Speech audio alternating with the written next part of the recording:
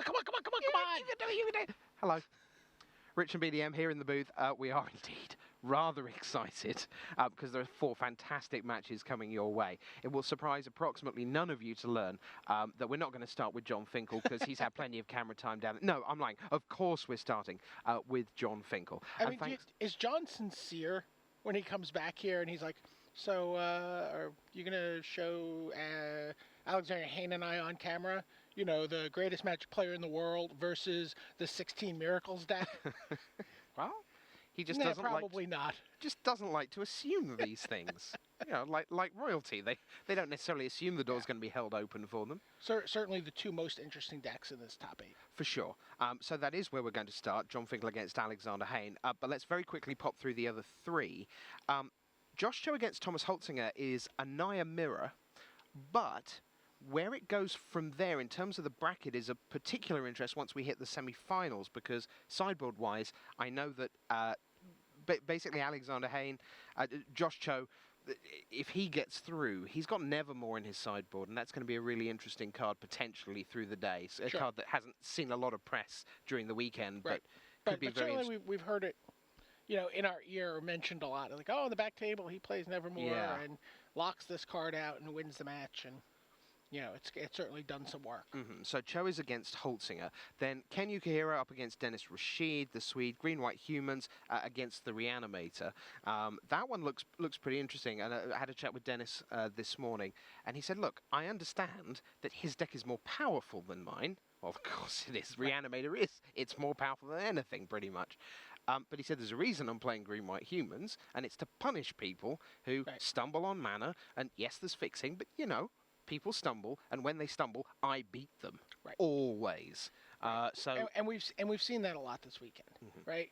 One of the really interesting tensions of the Innistrad block constructed format is that you have all these strategies that really want you to have allied colored dual lands. They don't exist. So the dual lands that do exist in this format are opposite colors, and so, you know, getting your mana right for these decks is very challenging, and it's very interesting that we see a deck like, for example, John Finkel's, which ends up being blue-green, you know, because it has access to Centerland Harbors and whatnot. So, but yeah, getting a green-white deck, very consistent, and even that deck sometimes you can see stumble. For sure, because Gavany Township, which is in a sense the card that gets you off to the races, it's expensive, it's both colours, it's, you know, it's a deal. Right. Now, we also have Vidaris Vidaris against Naoki Shimizu. We'll hold our hands up and say, honestly, Naoki's a colleague of ours on coverage for Japan. So obviously, we're in a little way, we're rooting for Naoki. Yeah, speak for yourself. I like Naoki, but...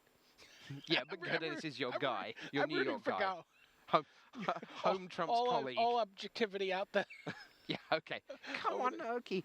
No, so the deal with this one is it looks overwhelmingly favoured for Vidaris. Yeah, and someone who confirmed that for me is Naoki Shimizu. You know, I talked to him, and he's like, it's a very bad matchup. You know, trying very hard. He had, you know, all of the Japanese community sort of around him, helping him test, working on, and he's just like, it's very bad. I got all dressed up and look all sharp for nothing. Yeah. Yes, and I mean, in terms of the matchups go, we had Paul Jordan tweet. If you don't follow Paul, you should. And Paul was saying, I think it was 5-1 in favour of the Spirits deck through the weekend against Naoki's deck. So we're fairly confident. I mean, there's a reason we play out the matches, but we're fairly confident Vidaris will advance to the semi, where he would play the winner. The way the bracket works would be the winner of Rasheed Yukihiro. So who do you like in the Green-White Humans against Reanimator? In a sense, the classic flavour matchup of Avacyn Restored. Yeah, I'm actually looking at the Green-White Humans deck as getting through there. Really? Really? Yes. Despite absurd splashy plays of goodness from Yukihiro? Splashy mana. Ah. I do think that, again, one of the best openings you can have in this format is Champion of the Parish, into Gather the Townsfolk, into Silverblade Paladin. Ooh. You are all but dead. Sure. And I think that his deck just gets in under that deck. I don't care, yes, you have a Cathedral Sanctifiers. Yes, whatever. Okay. That's pretty dismissive, it's fair to say. Okay, so you have Rasheed advancing with green-white humans to face Vidaris with spirits. What about Cho against Holtzinger? This one looks, it's tight because the cards are very similar, but also there's not a lot to put between them. Cho here, obviously in his first Pro Tour, congratulations to him. Star City Blue, he's got a great team behind him. Holtzinger, though, he's got plenty of pro points. He's going platinum for the coming season. A couple of Nats top 8s. He's the Austrian World Magic Cup representative. So it's not like either of them are going to freeze on the day. Do you have an insight into how that one might go, or is that a coin flip as it seems to look? I got to tell you, I've been really impressed watching Josh Cho play, and certainly very impressed with Thomas Holzinger. And not to take anything away from him, he's played very well. But I've been very, very impressed with sort of the ice in Cho's veins and the people at his back. You know, he's just got the Star City Blue team has just done an incredible job preparing him, helping him practice. Great people working with Holzinger. I saw Simon Gertzen working with him this morning, but, there was just this sort of like grinder army working with Joshua Cho, and he was able to put in a lot of computing power, I think, and I think if there's any edge to be found, his group will have found it. All right. That takes us to the match we're going to start with, which is John Finle against Alexander Hayne of Canada. Now, we know all about Finle as a person, and we're going to see his deck in action, but it's not often that what might be the best deck in the room is overshadowed by the most interesting. And it is fair to say that Alexander Hayne has arrived with probably the most interesting deck in the entire 379 decks that turned up on day one. And I think a lot of people at home aren't necessarily going to follow quite what this deck does. So I know you did a deck tech, and some people haven't, won't have had a chance to see it yet. Maybe they're still rubbing their bleary eyes in LA at 2 in the morning. Just give us a little insight. What is Hayne doing? It's all right saying he's got 16 miracles, he's but got 16 what's he miracles. doing? He is, he's trying to stay alive. He's trying to play and treat the angels, take extra turns, and beat you down. He's going to reset the board with Terminus. He's going to reset the board with Devastation Tide. And, and he's just looking to have one of every 4 draws he has be a miracle. Some ridiculously efficient card that he gets to. The deck is super exciting to watch. I watched him play it. I watched him hardcast Temporal Mastery. I watched him Miracle Temporal Mastery. I watched him hardcast and treat the angels. I watched him Miracle and treat the angels. I think we're actually going to get to see his deck in action in game one. Apparently, game one, very bad matchup for John Finle. Okay, well, you need all the help you can get against the Finle. So let's see what Hayne can do. If he needs a miracle, he's got 16 of them. It's time for the Pro Tour Avacyn Restored Quarterfinals.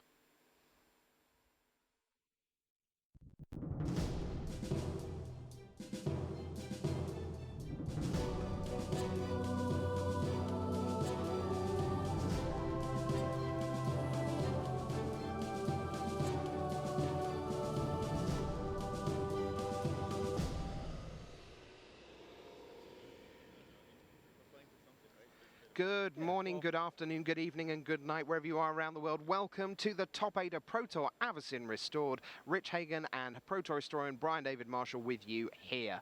We are getting underway. There you see Alexander Hayne of Canada.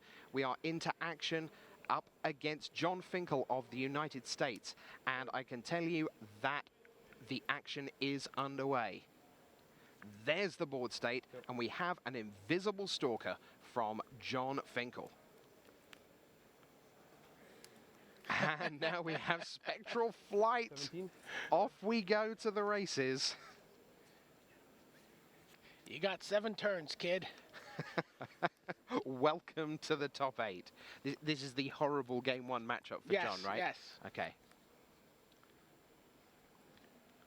And here we see that he actually doesn't have that many turns. Oh, he's not going to play. Oh, he's got an Evolving Wilds as his 4th land. Increasing Savagery will happen next turn. So we see some couple of Feeling of Dread in Hayne's hand. There's a Thought Scour, which will get him to draw a card once he's milled away a couple. Has a look.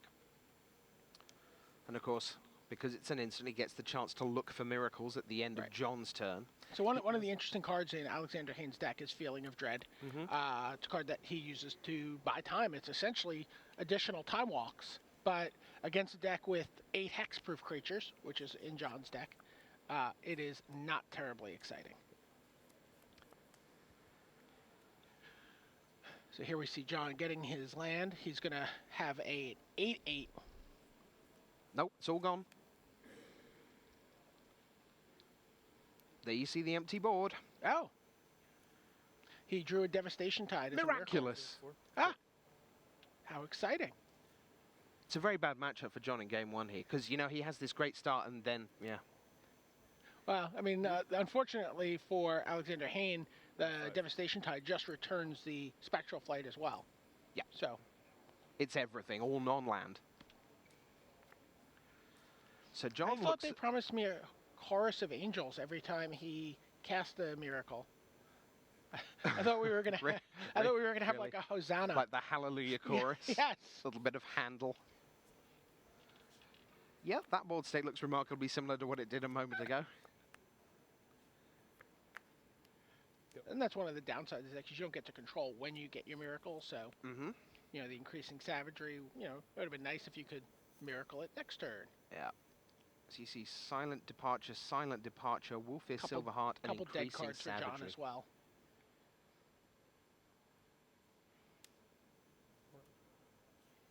Do you have your one dissipate?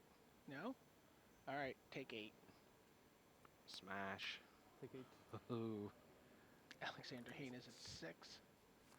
Looks like I need a miracle. Looks like I need a miracle. Did not get one. Oh! And we are on to game 2.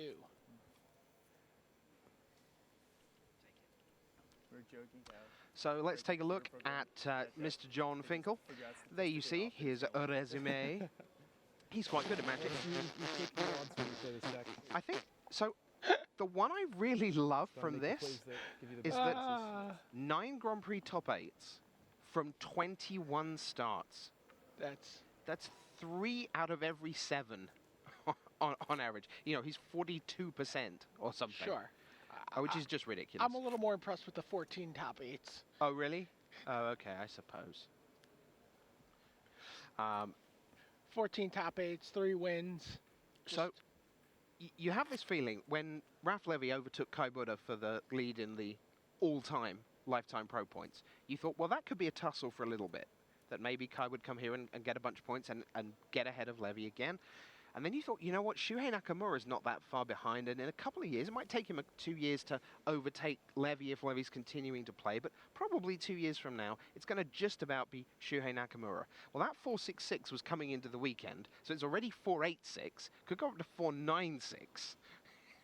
You know, when he wins his next Grand Prix in a couple of months' time. And he does have platinum for next year. He does indeed, so he's all the incentive in the world to be with you. So let's get past Mr. Finle. And there you see the floor. You see the trophy on the right of screen that they're all playing for, plus the $40,000. And as for his 24-year-old Canadian opponent, Alexander Hayne, we'll take a look at him for you. A much shorter card. A much shorter card, because, you know, second at Grand Prix Montreal, can't grumble with that. This is his first Pro Tour top 8, 20 lifetime pro points. It all comes back in this season pretty much. He won 11 straight in this event. Yeah, so he started this event 1-3. Really? Yes. Wow. He started this event 1-3. You know, he's like, maybe this wasn't a great deck, but explained that he didn't know quite what he was doing yet. You know, learned the deck in process as he was playing it, began to understand it more, rattled off 6 straight in draft after winning his last round of constructed, and then won 4 more constructed matches to close out day 2. Yep, and of course Hayne will represent Canada in the World Magic Cup. And at the very least is tied for Rookie of the Year. That's right. So the deal with this is he's caught up Jesse Hampton of the United States. Jesse didn't do... Jesse just got his 3. He Thanks attended for playing. and got his 3, I believe. So Hayne is tied. If he beats John Finle, yep, if he beats John Finle, he will be the Rookie of the Year. If not, it's a tie. Yeah. Not sure what happens then. Maybe it's just a tie. There'd be a playoff in Seattle. Really? Yes, absolutely. Oh, okay. That'd be something to do in Seattle. There you get a look at Alexander Hayne. I've been very impressed with him, by the way. Just a very impressive young man. He's a competitive chess player coming into Magic. So he went immediately, picked up the game and was playing Friday Night Magic that Friday. Wow. Yeah. Galdenis Vidaris, I can tell you on the back table, has taken the opening game, kind of expected, against Naoki Shimizu. Vidaris, Spectral Flight gives +2/+2 in flying. The second one doesn't give flying, but it does give another +2/+2. And that's kind of what happened. So it was double Spectral Flight, up to the air, over we come, air traffic control out the way, and 1-0 to Vidaris. So 1-0 Vidaris, 1-0 Finle. And still 0-0 in Holtzinger against Cho in the Naya Mirror, and then Reanimator for Ukah Hero up against Dennis Rasheed's Green-White Humans. So, you see John Finle gearing up. Sounds like a good choice.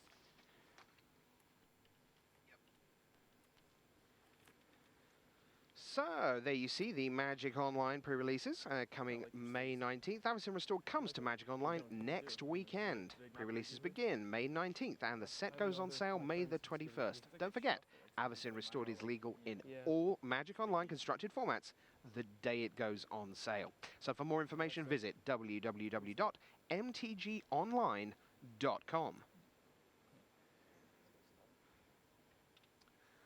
So here we go with Game 2. Alexander Hayne looking for something rather better than what we saw first time around.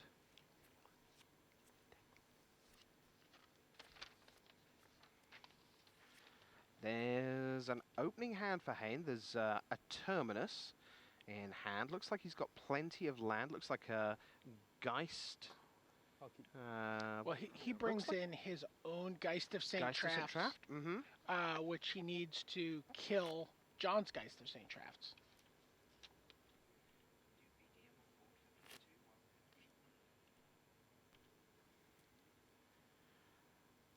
So there you see Geist of St. Traft, a big hit for the likes of Craig Wesco and others. But looks like that's come in for Hayne. So we'll get you a little look at the sideboards when we get a moment. I could tell you that graphic free here. I could tell you that I know John's key card was Dissipate.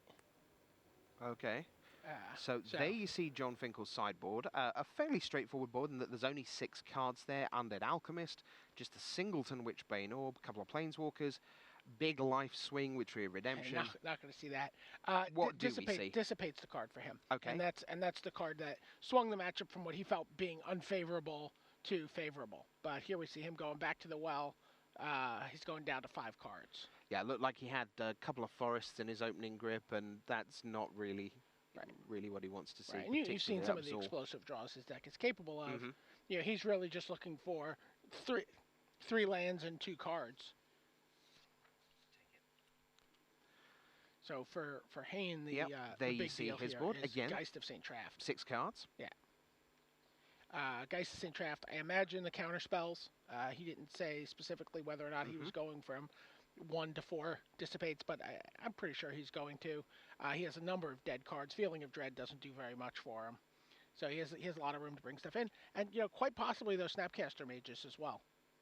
Oh, okay, that would be interesting. Listen, I want to ask you about Angel's Mercy. I was talking with Mark Rosewater yesterday, and we were talking about cards that kind of make a splash. He'd just come into the news desk after talking about Predator Ooze, that terrific deck tech, and saying, 8-1-1 that deck went. Yeah, exactly. So tremendous. But who knew that Predator Ooze would be around? So what's Angel's Mercy about? Is that really going to be for real? I mean, there's some decks like Alexander Haynes that if you find yourself behind the 8 ball, you. Sounds like we're getting an update from one of the back tables. Yeah, Rasheed had a quick open up with double Silverblade Paladin, but not yet enough.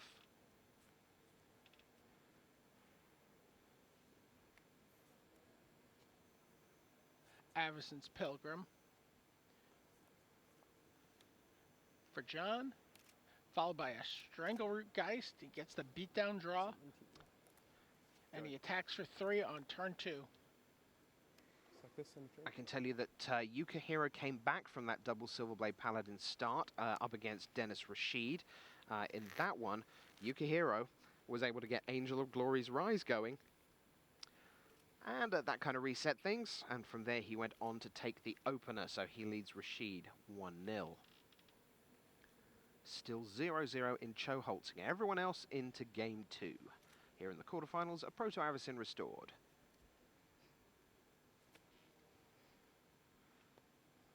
How many cards do you have? 3? I do have 3. So Finle blazing away early in game 2, just as he did in game 1. You see Tamio the Moon Sage, first glimpse of that here on Pro Tour Sunday. Yep.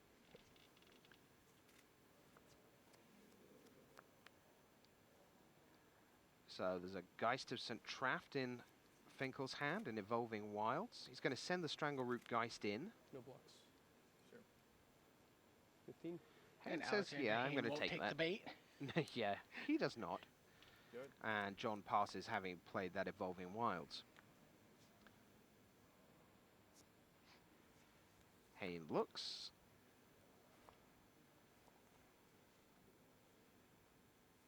And another island goes into hand. So one of the things Hayne said about his deck when we were doing the deck tech is the way his deck set up is 1 in 4 draws.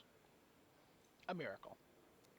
Yeah. He's a little better than 25% on every draw to draw a miracle. There, I see John go fetch an island. He now has the mana in order to play his Geist of St. Traft and kill Alexander Haynes. Hayne's got Think Twice. And again, absolutely another great bit of synergy. Let's make that end of turn. Miracle end of yours. Sure, I mean, and the Thought Scours also feed into that because you draw a card of Thought Scour, then you sometimes put a Think Twice or a Feeling of Dread into your yard.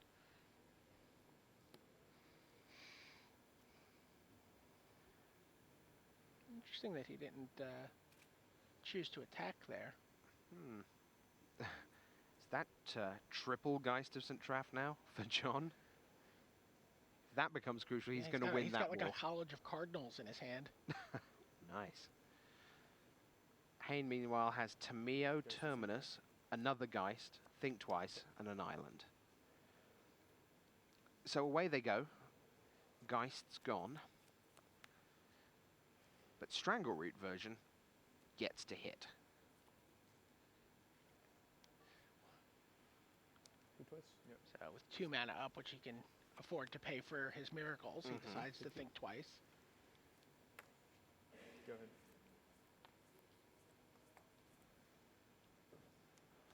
Hayne has Terminus in hand. So perhaps things won't get completely out of hand. He's drawn Dissipate now.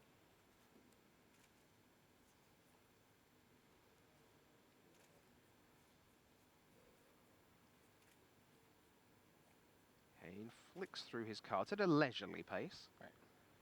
Tamio, Play Geist. Tamayo here and tap down the Strangleroot Geist. Mm-hmm. So I say Tamayo, you say Tamayo? Let's call the whole thing off. Yes. The island. You Hey, see, I taps. know it's Tamio because we talked to R&D about it. We talked to the creatives. We know that's what it is. Tamio the Moon Sage. So he taps the island, actually. Okay. It's like, sure, you can beat it down. You can kill my AI Planeswalker, or try to. I'll attack Kami. Okay. Goes to 3.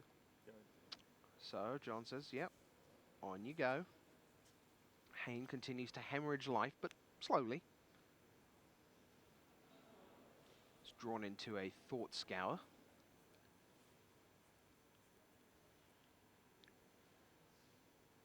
Five cards in hand. It's going to keep that island tapped. Top of forest.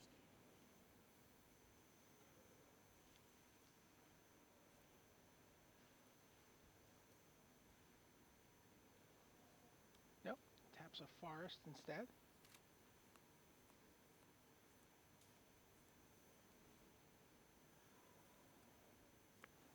Land number 6. And he's going to play Terminus. Yeah, so let's just reset. Off they go to the bottom. Yep. And we John go back. has 2 lands to work with. He's just drawn into Dissipate. He's got a Wolfir Silverheart there. Still multiple Geist of St. Traft. But he just passes the turn. We're going to see a Tameo kill here. Wow. He's got the fireball in his hand. That's Thought Scour, in case you're confused at home. If he gets the ultimate Tameo, he can just kill John with a Thought Scour. So there's a Geist for Hayne. We know that realistically that could be a while, although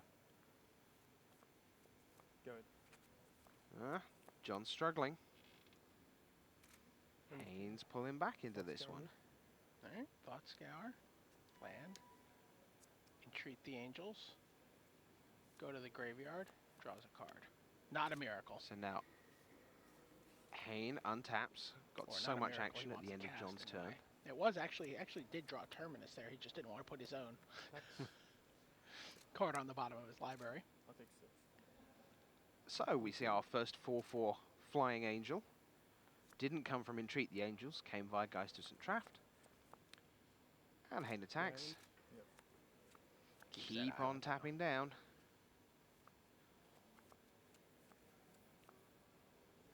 And although they both have Dissipate, Haynes is a hard counter and Finkel's clearly will just be stuck in hand with no mana. Flashbacking twice. Yep. I think we're heading towards 1-1. Spectral Flight, Entreat the Angels, Geist, 5. Avenger. And miracles and entreat the angels. Ugh.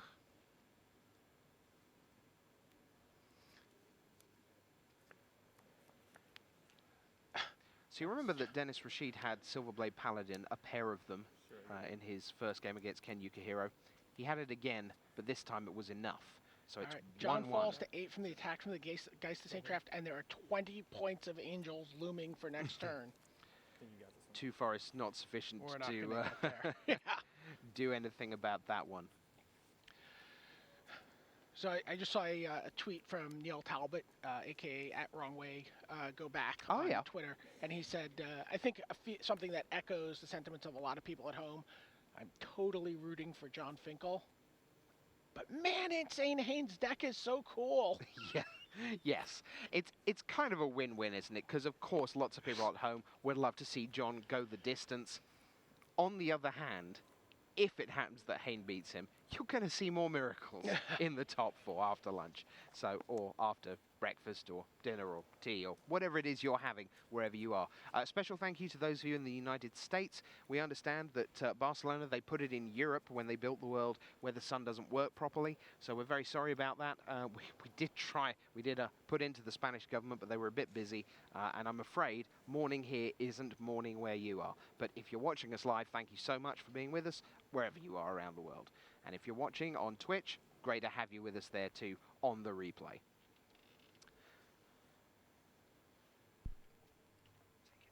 And feel free to... So there you see Ultra Pro. Ultra Pro is the leading manufacturer of trading card game sleeves and deck boxes. If you're looking for official Avacyn Restored portfolios, card storage boxes, deck boxes, sleeves and playmats, Ultra Pro has you covered. For more information, visit www.wizards.com/magic merchandise. So the records of these two, 7-1 for Finkel, then a couple of draws at the back end when he could put his feet up for a couple of hours, enjoy some Spanish sunshine, 5-1 in draft. For Hayne, very similar record, 7-2 with the 1 draw at the end for block, the perfect 6-0 draft record for him. I thought he said he started 1-3. Oh, maybe just 1 or 2. We can check. We have the full sort of player records lurking somewhere in here. Can look that up for you. Alexander Hayne began. Drum roll, please. He lost first round to Melissa DeToro. Mm-hmm. He lost second round to Jonas Kostler. Yeah, so those are 2 tough opening matches. So he was 0-2. He was 0-2. Beat William Lowry. Mm-hmm. Lost to Jin Sui of China. Of China, yeah. And then beat Adam Barnello to right his ship. So that was 3-2. And then, to be fair, pretty reasonable draft pods. Martin Lindstrom, John Cavalier. No, that's actually 2-3. He beat William Lowry, beat lost Adam to Barnello, Jin Sui. and he lost. Yeah, so he lost 3 of his first 5 constructed matches. Wow, that's brutal. But then, like he said, over the course of these 5 matches, he learned a lot. You would hope. And then 6-0 draft. Did the cruise need to be kind of 3 weeks rather than 2 weeks? Was he underprepared? So for those of you who don't know this story, Alexander Hayne took a 14-day cruise to get here. You know, looked at the cost of flying here, and coming out early to adjust to the time zone and prepare. So he decided it was more reasonable to take a 14-day cruise. And he and David Kaplan came across by boat. They stayed here. They stayed on the boat. They practiced. They brewed up their deck and had a great time. Ate well. Yes, you do on cruises. Incidentally, I can tell you a bit of bad news for Austria, followed by a bit of bad news for Austria. Game 1 went to Josh Cho in that one, in the Naya Mirror. And the second bit of bad news is Game 2 went to Josh Cho in the Naya Mirror. Double Wolfir Silverheart for Game 2 for Josh Cho. So he is heading towards a matchup with the winner of this, Hayne against Finle, where we stand at 1-1. That is also the score in Ukah Hero against Dennis Rasheed, the double Silverblade Paladin draw. Once it was enough for Rasheed, once it was not enough for Rasheed. And kind of a little bit surprised to find that Vidaris Vidaris is still in Game 2 against Naoki Shimizu. We thought that would be a fairly swift and fairly brutal beating. But looks like there may be some judges involved at the back table. You see Naoki just about in the background there as we gear up for Game 3 here. And Hayne is going to keep, so we are away with John Finle. Both players kept. Which is nice. That's what you want. And Avacyn Pilgrim, the official mascot of Pro Tour Avacyn Restored.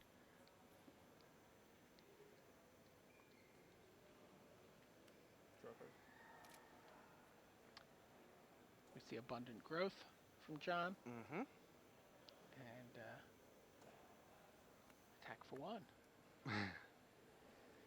In a way, that's what you want when you're facing an Avacyn's Pilgrim. You always feel kind of pleased to be taking 1 rather than the ramp happening. And then he plays another abundant growth, so it digs 2 cards deeper into his deck this turn.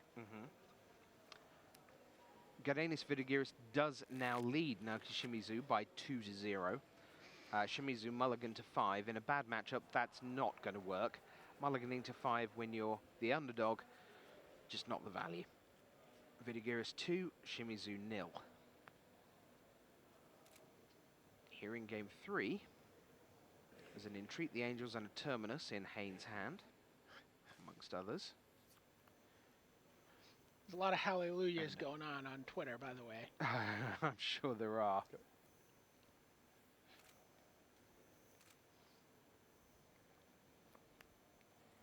It really is like people are rooting for person versus deck. Yeah. I mean, and to be fair, all the Canadians are very much rooting for Alexander Hayne. He is beloved. You know, he's I believe the first Canadian player to hit platinum. That would I guess that would make sense because Rich Hone would be pre-platinum. Right. As it were. So, yep. Go ahead. We see John tap 3 mana, including his Pilgrim, to put 5 increasing savagery counters on his Pilgrim. So next turn, that can attack for 6. Mm-hmm.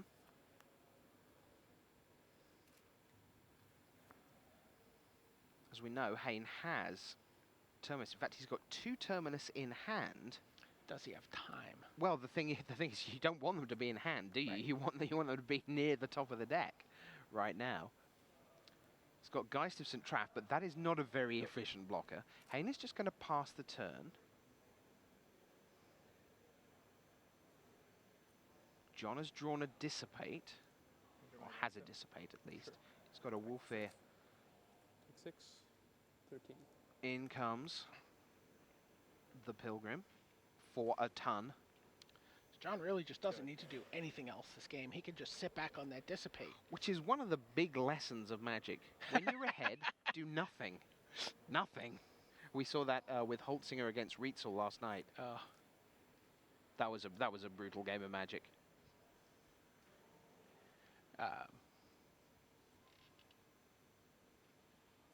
So Hayne with a full grip, 4 mana, but facing down any amount of damage in the form of what used to be a 1/1 Avacyn's Pilgrim. Apparently the entire Canadian pro community is sitting in the front 2 rows of the Players Lounge here at Pro Tour Avacyn Restored, singing Hallelujah by Leonard Cohen, So you've got Dan Lanthier and Noah Long out there, Doug and Potter. Mark Anderson, the guys. Snapcaster Mage, Entreat the Angels. So you did Entreat bring the in the Angels. Snapcaster. Terminus. So here you see the sort of the ass end of the miracle deck, if you would. Mm-hmm. Where you draw them in your opening hand and they kind of just clog you up, and there's not really anything you can do with those cards. Hope you get enough turns to pay their full casting cost and not get. You're going to see Snapcaster from Hayne. Okay. Snapcaster Mage Block. Sure. Yep. Take 2. will be the chump blocker for the gigantinormous Avacyn's Pilgrim. Hayne will crack his Evolving Wilds. Harry Rittenberg points out that if Alexander Hayne loses, that the headline should be Miracle on Ice. Oh dear. Deary me. Puns are just the bane of my existence. I figured you would appreciate that one. Yeah, I did really.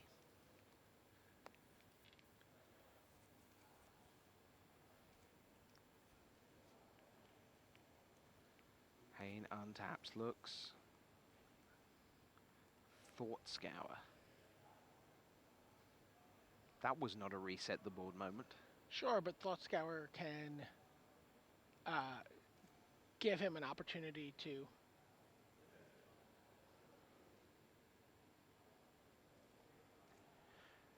There were 3 acts in Game 3 between Rasheed and Yukahiro, featuring Dennis Rasheed with lots of quick men. Act 2, Ken Yukahiro with Blasphemous Act. Act 3, Dennis Rasheed with lots of quick men. Rasheed takes Game 3, 2-1, and now leads 2-1 over Ken Yukahiro of Japan. So the Swede, 1 game away from a semi-final berth at who we presume will be Vidaris Vidaris.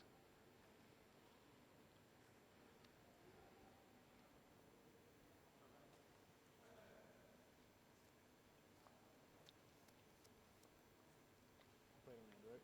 Yes. So there is a Geist of St. Traft. A very specific job for you. Yes. Not one of those open-ended job descriptions. You haven't done a lot of this. It's called blocking. Yeah,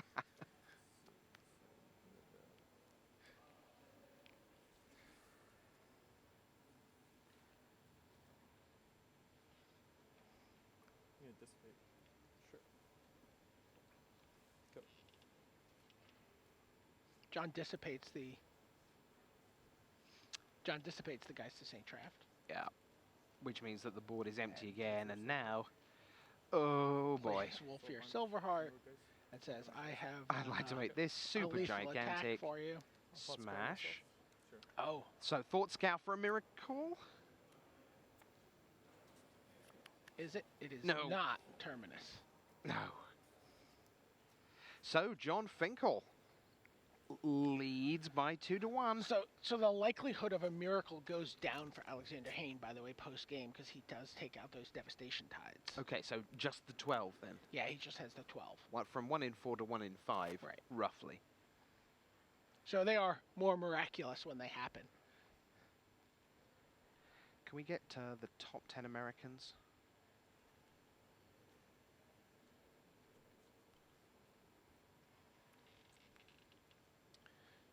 So John as usual, Finle we've here done is some playing for the U.S. National Championship. Right, so if he wins his next 2 rounds. Right, so he doesn't have to win the whole thing. No. If he makes the final, that overtakes Brian Kibler. Yeah, and he becomes the U.S. National Champion. Okay, well, let's see how the top 10 Americans finished at this event. There you see Finkel and Cho still in action in the top 8. Big congratulations to Phil Summers. He's playing, I believe, in his first Pro Tour. Brian Hawley had 6 lifetime Pro points coming into this. Zach Elsig is not vastly experienced by any stretch. Oh, Next 5 are. Don't look now. There's Brad Nelson. I remember him. Yeah. So he finished 20th, one of the main leaders of the SCG Blue squad. Paul Rietzel, what a match down the stretch against Holtzinger. Fighting for top 8, falls back to 21st place with the loss.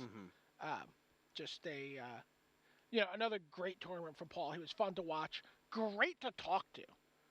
He's just such a great person to talk to about Magic. Did an excellent draft tech with Marshall Sutcliffe. Had a lot of fun talking to him during a deck tech early on day 1. Mountains and plains, that's all you're going to hear about from him. Of course. But great job. And speaking of comebacks, look at Gerard Fabiano. We forget, I mentioned this on the news test during the week, it's amazing just how many Pro Tour matches that guy has under his belt. You think of him as someone who plays from time to time at the Pro Tour and does well from time to time at the Pro Tour. He's been around, he's a real fixture.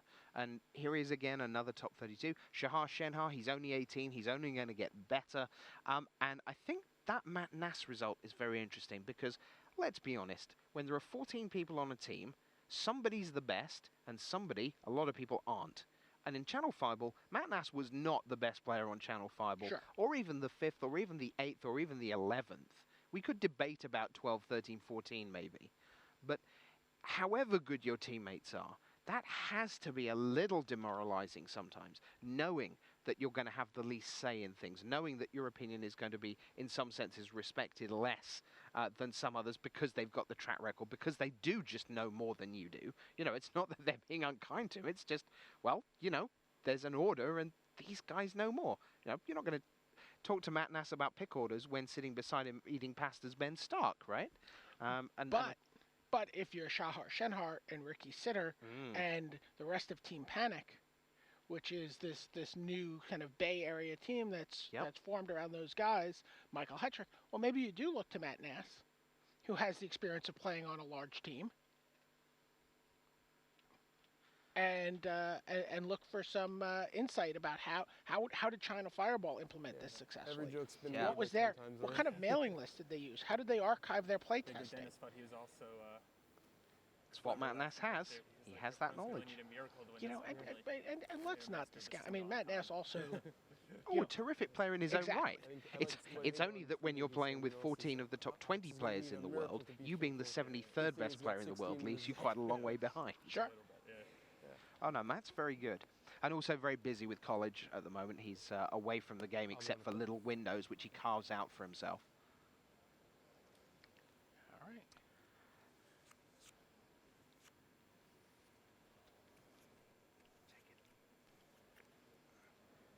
Well, if you would like to join us here at the Pro Tour, PTQ's qualifiers for the next Pro Tour are going on right now. You could be on the big stage for Pro Tour Return to Ravnica, which is taking place October 19th to 21st in Seattle, Washington. For more information, visit www.wizards.com/PTQ.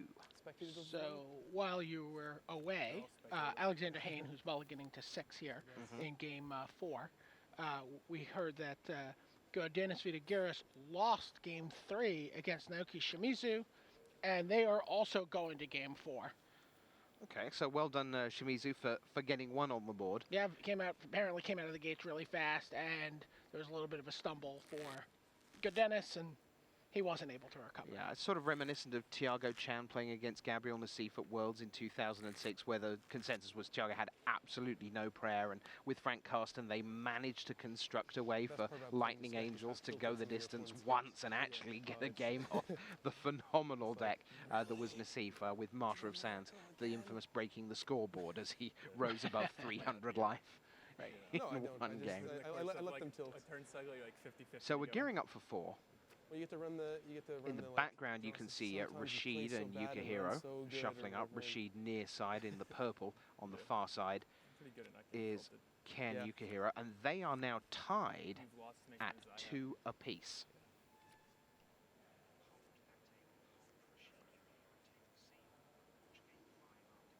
I'll keep this. Sure, I'll still keep. And I can tell you that we will watch Ukah against Rasheed in action. We will hold their 5th game for you, so you get to see them on camera, find out who wins between Reanimator and the green-white humans. I think that was Ukah equalizing, which would make, presumably, Rasheed on the play in Game 5, which might make a difference. Yeah, it seems like a big deal for the champion of the parish deck. Yeah, right. Champion of the So- parish Silverblade Paladin sequence seems to be much, much better on the play. I mean, not even close. It's not even close, yeah. So Abundant Growth goes down on a forest for John Finkel on the left. And Hayne will start with Island and Plains. He's got a Temporal Mastery in hand, Think Twice. Good. Wow, that's twice, short turn, work there on table D. Joshua Cho 3-0 over Thomas Holzinger. Wow, now that is, to me, a surprising blowout. Essentially a mirror. Essentially a mirror, but again, you know, when you come to these tournaments where you have a new format, you know, a lot of times you'll see pseudo mirrors, but you know, there's large chunks of decks that are different 4 or 5 cards, and those 4 or 5 cards are crucial in the evolution of a deck towards what is going to be the best take on this deck. Well, this is a slightly odd board state for this match from what we've seen so far. There's a great big red zone in the middle with nothing anywhere near it. And that continues to be the case as Hayne plays classic blue-white draw go. Right now he's got Feeling of Dread, Temporal Mastery, Snapcaster Mage sitting in hand. There's a white Miracle as well. And now here's a Planeswalker. We've seen Tamio the Moon Sage, and now we see Garrick Relentless for John Finkel. Who's going to make himself a wolf? He was going to make himself an advert, but decided on a wolf at the last minute.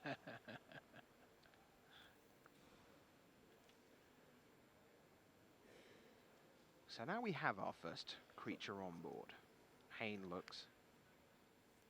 If you're one of those people who spent the pre-release and your first few drafts drawing miracles at the start of your turn and then going, I drew a miracle, may I recommend a couple of days spent with Alexander Hayne's deck? You'll never do it again.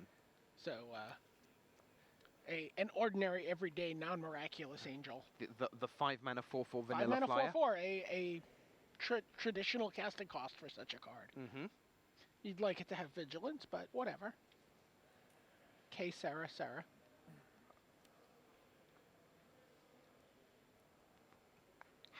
Soulbind. What is it you... Attack for 6. Next.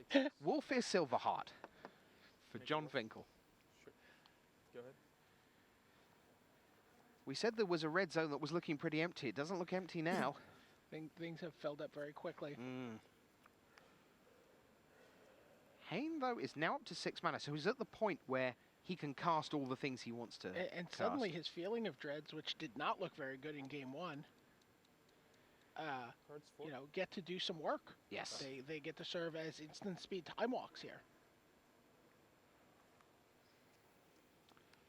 So Rasheed, Ukah waiting in the wings for their Game 5. Attack with the Angel Token and kill Garrick the Relentless. Mm-hmm.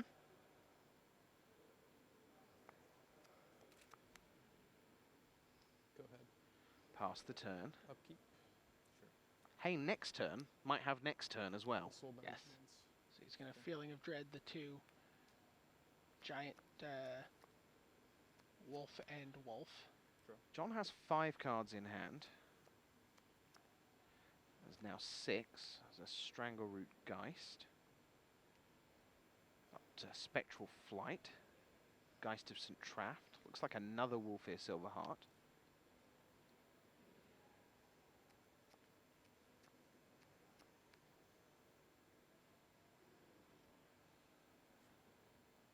Wolf. Yeah, you just see the Here comes another wolf here, Silverheart. Yep, paired so with let's another wolf token.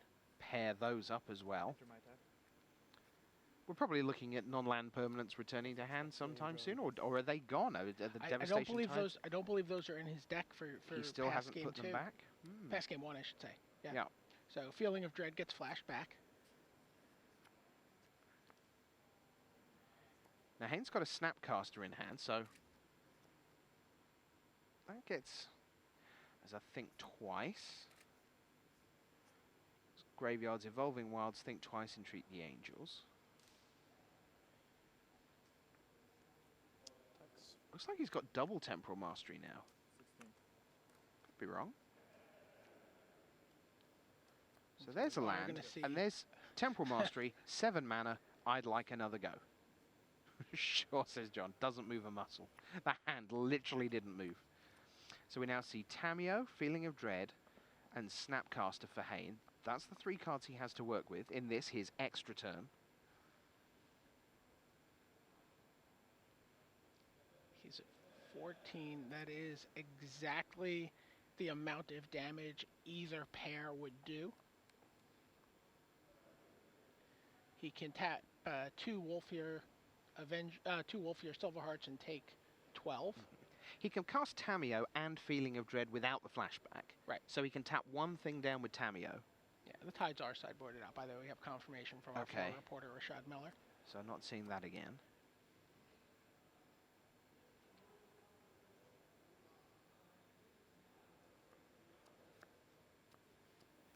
Because Feeling of Dread and Flashback just really gives you just 1 turn. It's just a fog for 4 mana.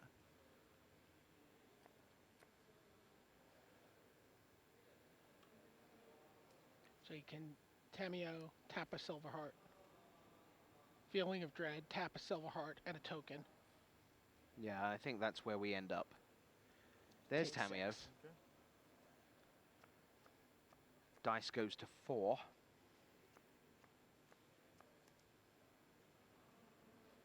And Silverheart will Or he could draw up to 4 5. cards. Yeah, Silverheart not getting involved. The thing is, the Feeling of Dread, if he can get to untap with Feeling of Dread and Tamiyo, he can draw so many cards from Tamiyo. He is not going to attack with his Entreat the Angel, with his Angel token there. Okay. So his 2 mana, John will expect another Feeling of Dread. He won't be disappointed. 5 cards in hand for Finkel. There's a Strangleroot Geist, a Spectral Flight.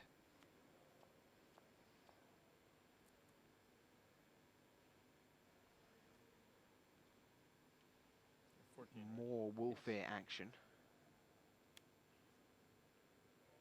Forest. So there's Spectral Flight onto a wolf. And here comes Feeling of Dread. Tap your Gigantic Flyer, tap the other Silverheart. And then, where does this wolf go? I'm definitely attacking. I'm just trying to figure out who I want to attack. All right. Did not hear what John said. Maybe he's still thinking. He has the look of someone still thinking. Yeah. I've gotten as far as declaring this as an attacker. It'll be sideways. Shortly there'll be more information along. I have not chosen from the little pull down of Moon Sage or you. He did attack the Tamiyo, and that was enough for Hayne to block, and that's why he didn't attack with the token, is he wanted to protect Tamiyo. If it isn't blocking, it's no business not attacking. It didn't attack, therefore it was going to block. We may very well just see him draw 4 cards this turn. That's right. Miracle. Oh, Mastery off the top. I'll have an extra turn after this one. So, wow, he can draw cards this turn and next turn with Tamiyo. He is drawing 4, sorry. 4 cards. Ooh, super fun. Geist of St. Trapped, land, land, land.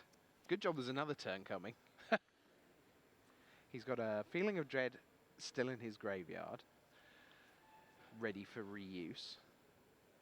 He's got 5 mana here. You can see why Temporal Mastery exiles itself when you play it. He's not too far off from having 9 mana and, theoretically being able to flash it back. Yeah. So he runs out a Geist of St. Traft. That was not the most exciting 4 cards in the world he could have drawn. Let's break that. And yeah, he has to kind of be efficient here and use all his mana and get the Snapcaster Mage out there because he's looking at a lot of damage coming the other way when John finally does get another turn. He's going to attack for 8 here on his extra turn. Another Temporal Mastery off the top. There's 2 already gone. And Entreat the Angels off the top. Must be pretty scary to play against. They said make your draw steps exciting. So if he can buy another turn here, another Feeling of Dread would do this. So let's see what we get. That is a land. So, in hand, not very much. Tamio is about to come to some more rescue, he will hope. Currently at 3, so he's going to send. Seems bold. John will look at his 3 cards in hand, Wolfear, Geist, Forest, and say, Take 8. yeah. You're at 8. John is at 8. So draw 4 more cards. Yep. Sure. Draw 4. So here we go. 1. That's an Entreat the Angels, a land, And a Time Walk, and a Terminus. Temporal Mastery, and a Terminus. And that's game Get for in. Alexander Hayne. Oh my God. Yes. Do you believe in everyday ordinary Time Walks? I think 7's an appropriate cost for an extra turn. I can hear the Canadian contingent all the way across the hall, around a corner, through a doorway.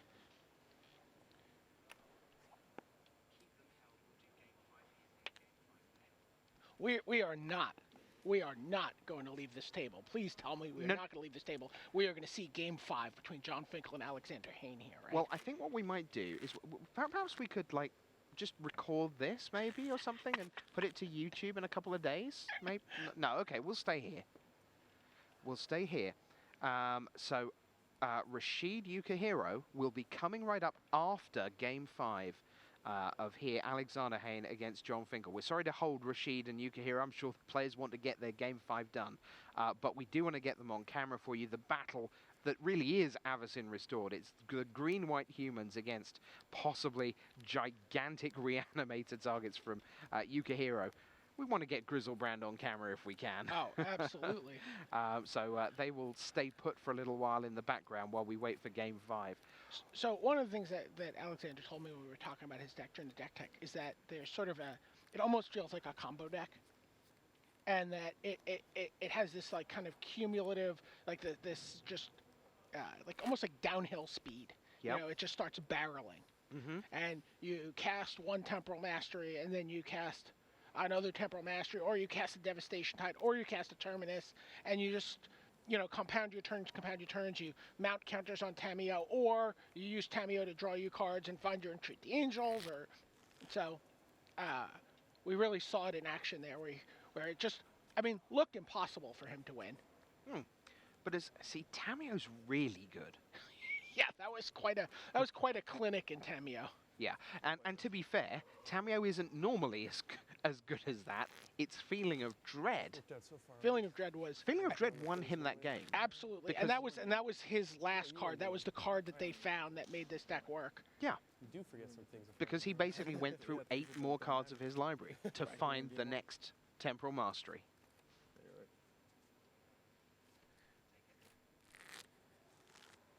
So there you see Mighty Fine. Mighty Fine defines excellence in the art of t-shirt making. Their fresh and forward approach takes Magic's iconic imagery and adds a subtle touch to make them unique. Their shirts for Magic include Planeswalkers and Planeswalker loyalty symbols. For more information, visit www.wizards.com/Magic merchandise.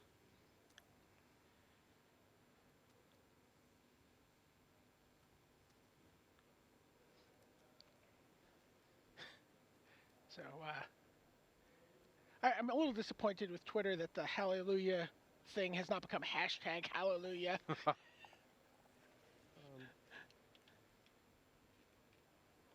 Judge, I realize actually I've presented a legal deck. The Demons06 on Twitter says Miracles have officially achieved their design goal.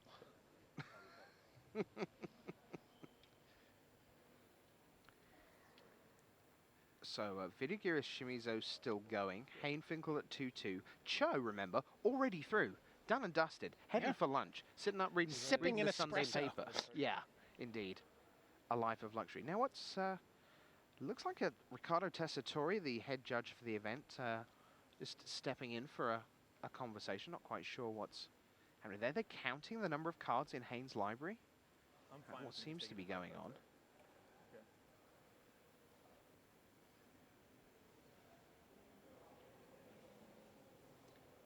It looks like Hayne Someone's has playing with a not 60 card deck last sideboarded correctly. Maybe he's got 59 cards. It's possible that he's got 59 Yeah, cards. 65 And cards. he's called it on himself. He has 65 cards in his deck. Yeah, I had 60 cards last game. I boarded the cards in, shuffling. I boarded in gonna the cards pour and I them out shuffled and I didn't build a take out the fraud. ones I wanted. What happens here? I can hear the murmur from the room inside. Oh. I'm fine with him taking the 5 cards out. John does not care. John wants to No. play the game. So what is the outcome of that? Are they continuing to talk? Riccardo came in and said something to Hayne. They are still discussing, we hear from the floor. Tournament manager Scott Larrabee and Riccardo All the mistakes that Tessitore, I they are make, on camera, this they wasn't are mine. having a discussion about where this goes from I think here. they're probably about John, 3 and ever 4 the to sportsman. That's one of the things people forget about John. He's not just amazing at games. I mean, it's kind of interesting. This is the second Pro Tour in a row that John's top 8. The second time he's played a really promising young player in the quarterfinals. And just been... Hold on. He can take out the 5 cards. We can play the game. I don't need to be a game loss. Okay. Thank you. So it looks to me like John Finle has just said, I came to game, I will play you game 5. You take those 5 cards out and let's play. But we'll see how that comes out. Hayne is looking through, and it looks to me like that is how they are going to resolve this.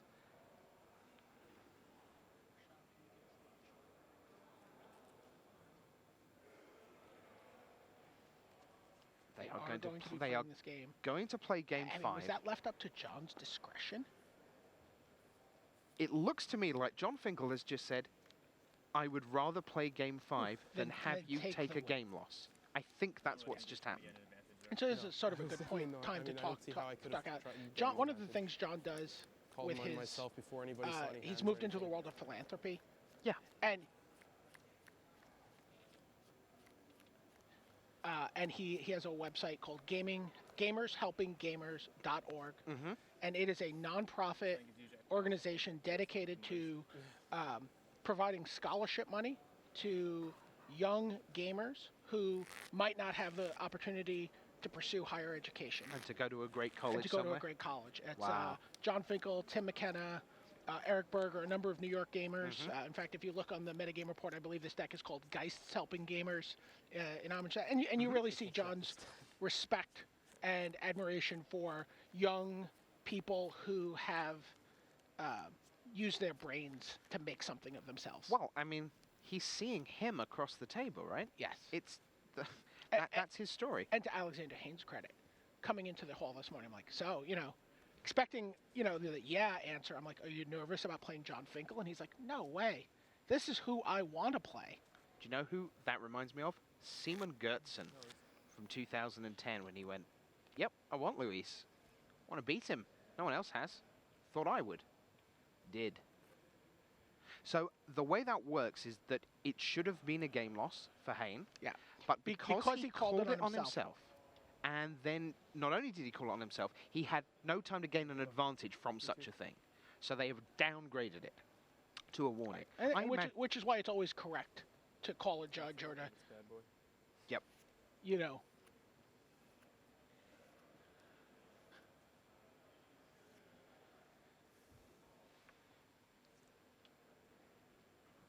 keep. Big news on table B. Naoki Shimizu has tied it up against Vidaris Vidaris. Wow. Go ahead. We are going to bring you the first of 3 Game 5s right now.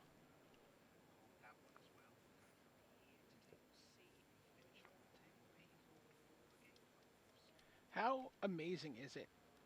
You're looking at Go ahead. Hayne's deck, that you look at your opening hand and you're like, I don't see any of my best cards. Excellent, I will keep. Yes. So, 2 lands in play. John's got rid of Evolving Wilds.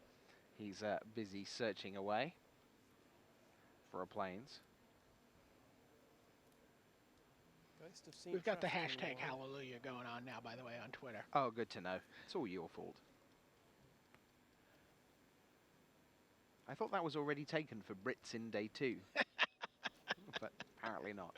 Congratulations to Tom Hull, by the way, highest place Englishman, 10-5-1. Great appearance for him. Well done, my friend. I'll get back to you when we have a highest finishing American. Yeah, could be a while. So, 5 lands, nothing else. Hayne has a full grip. There's a Snapcaster Mage, a Think Twice. He's got a Tameo, a Dissipate, an Island. Interesting also, he doesn't want to think twice there. Okay, because there's no miracle benefit at the end of turn. He's looking to maximize his opportunities for miracles. So he wants to save that think twice when he has 4 mana and can do that at the end of John's turn. Move turn. So for example here he's gonna thought scour. Away He's go. land, and a presumably non-miraculous card. Also, talking to Alexander, he said that there are plenty of times where he will hit a miracle, like Temporal Mastery, and it'd be like 5 mana in play or something else that he wants to do, and he won't miracle it. No. He's like turn 2 or turn 3, you definitely want to miracle it, because you want that explore effect. But once you're nearly there, maybe you want to be You more might want to strategic do with something else and then Mm. pay 7 the following turn. So a reminder of what's coming up. This Game Geist of 5. St. Trafford. Then Rasheed Ukah Hero Dissipate. at 2-2. Then Vidaris Shimizu Geist at of St. 2-2. Traff gets dissipated. Evolving Wilds, end of turn. Go and get land number 4 into play. Hayne taking a leaf out of LSV's book with the land choice. Yeah, beautiful betas.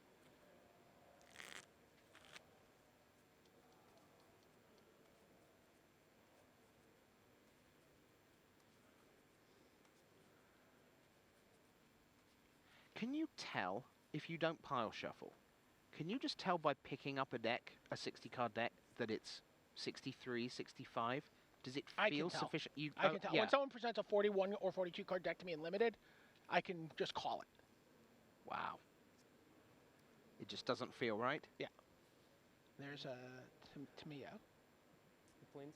And it goes to 5, and the planes will be tapped down. Yeah, also it's been pointed out on Twitter, Andrew Plinston, Andrew PL says, remember, John said he's given away half his money, prize money, to charity. Go ahead. Absolutely. So that's already 5,000 US dollars. And there's an Entreat the Angels. It's a miracle. And it is a miracle. Yeah, cheer from Canada. Tap Tap the Silver Heart your doofus there. when 65 cards went down to 60. Hayne's deck didn't get Yes. any worse.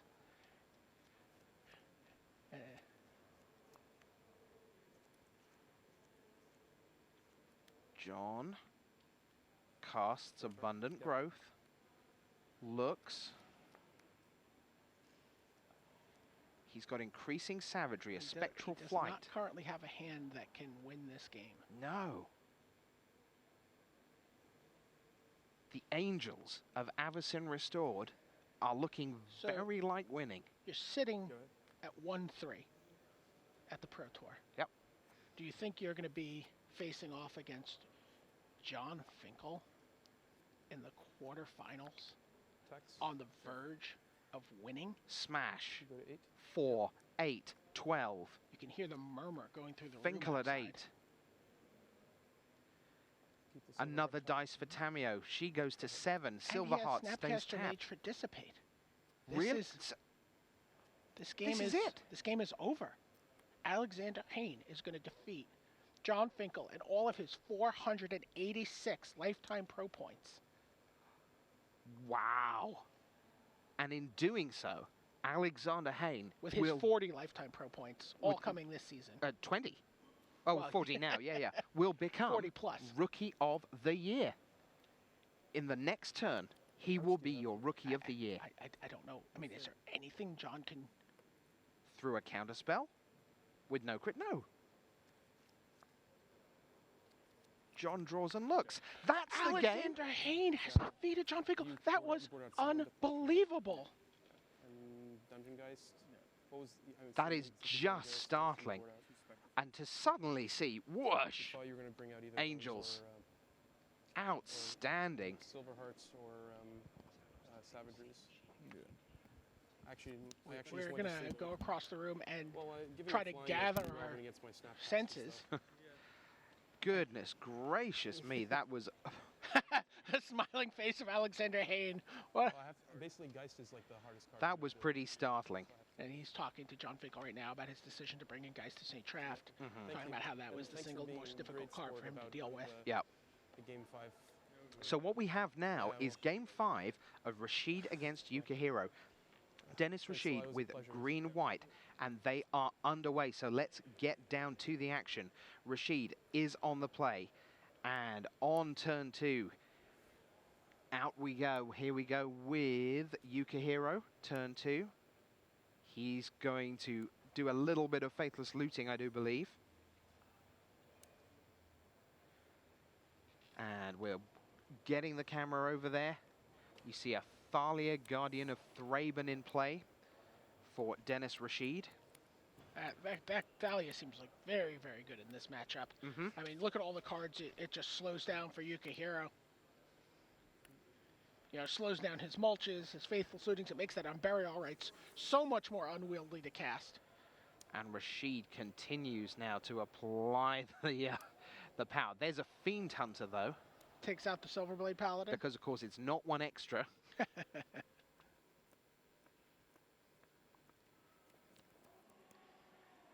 So, Thalia up against Fiend Hunter right now. 4th land for Dennis Rasheed. From Sweden on the left of the board as you look. That's the hand of Ken Yukahiro. You see a Restoration Angel at the front there. That's been a standout this weekend. There's a Hunt Master of the Fells. We can see Borderland Ranger. Nice, smooth card. This is the second of 3 Game 5s we're going to be bringing you. Indeed. I'm still just flabbergasted by that win by Alexander Hayne. Yep.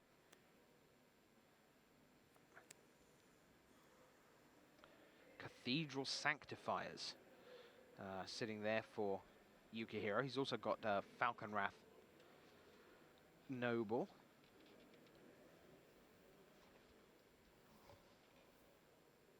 It's the Aristocrat, of course. How could I have forgotten?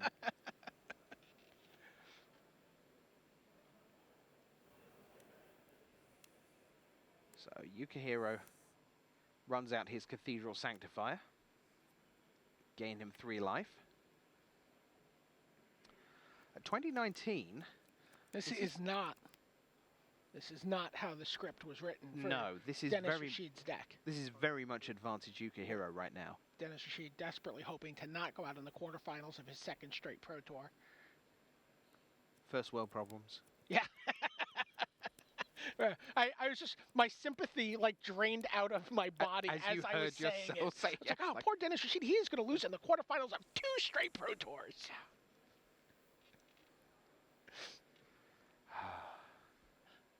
And you know that John Finkel, he's just getting worse and worse. My gosh. You know, 3rd in Dark Ascension.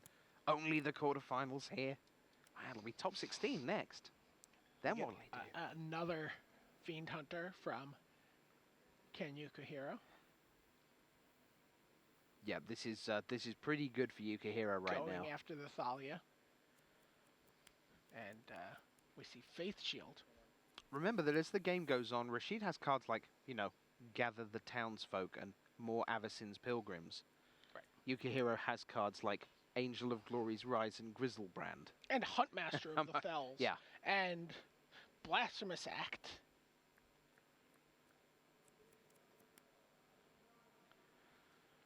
So after this one, we will have Vidaris Vidaris against Naoki Shimizu of Japan. In their decider, Shimizu fought back from 2-0. We all thought he'd be gone 3-0, really. But he is back at 2-2 and a fifth game coming up. Cho against Hayne will be one semi-final. The other semi is currently empty. You would still favour a Yukihiro Vidaris semi-final right now, but we'll see. Here comes Druid's Familiar. So the 2-2 bear, pair up. Pairs Let's make with it the first 4-4. striking Thalia. 4-3. And so now we're getting somewhere, because the Fiend Hunters functionally can't block unless Yukihiro is prepared to see the hidden cards head back to Rasheed's side of the table. Rasheed training to be a teacher in English and history. That's why he's played in so few events this year. This is only his second. And again, he's in the quarterfinals.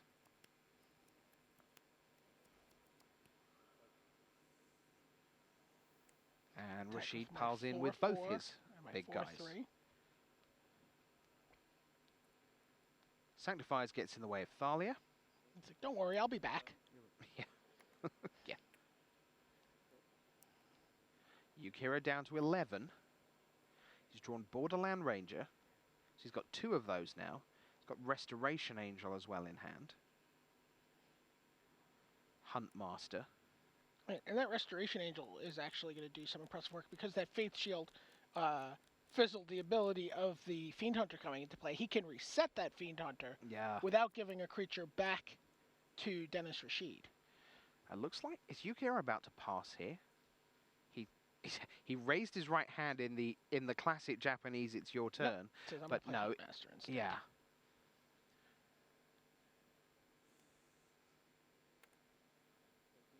So I guess the deal is there. He knows he wants to Blasphemous Act at some stage, and does he want to end up with his Huntmaster gone as well? Can he afford not to? And he's decided he needs to shore up some defenses.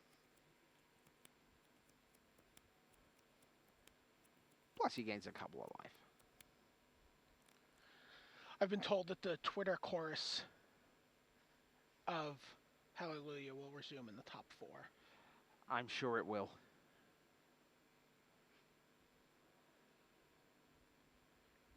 Looking forward to GP Vancouver next month. I'll see lots of Canadian friends. Oh, so, lost in the drama of that win is the fact that Brian Kibler is now the U.S.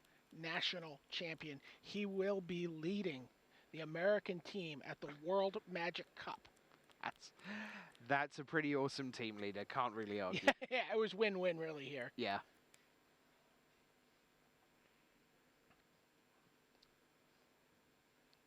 You just imagine the day the team meets up and they were like, "Oh, Brian Kibble, I'm very pleased to meet you. Hi, I'm really sorry, but I was kind of disappointed."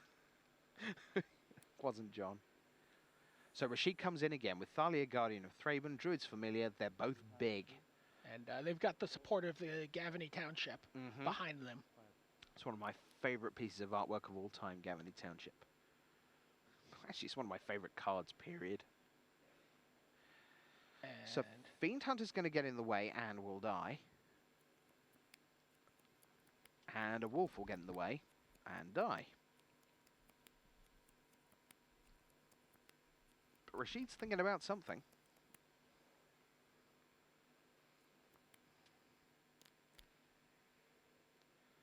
Just doing some sums. Sure. okay. So, yeah. The thing is, there's already 5 creatures on the board, so Blasphemous Act is castable no matter what for Yukihiro. Well, keep in mind the Thalia taxes it 1 more. Sure. Oh, so, yeah, he would need a land right now. 1, 2, 3, 4, 5, 4 on the board.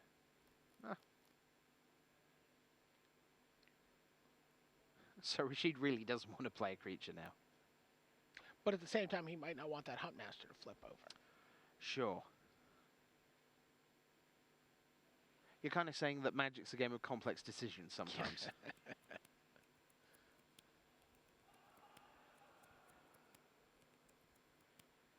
Blasphemous Act you see on your screen, waiting to do significant damage to the board state.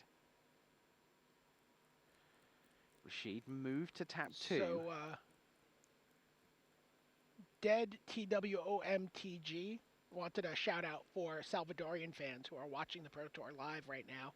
Oh, great stuff.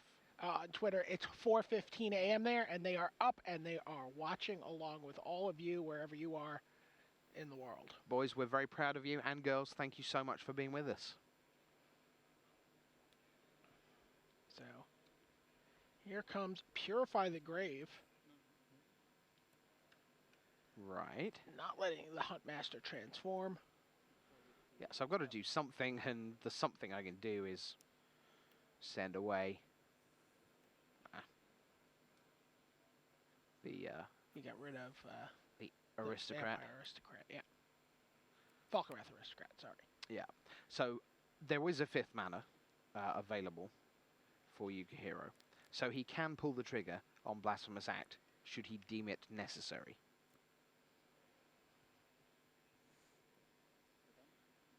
He doesn't deem it necessary. So we're going to see a little bit of housekeeping at end of turn with the well-known Gavany Township action. He's going to have to do a lot of work to get that above Blasphemous Act damage. Yeah, not sure that's a relevant interaction, to be honest.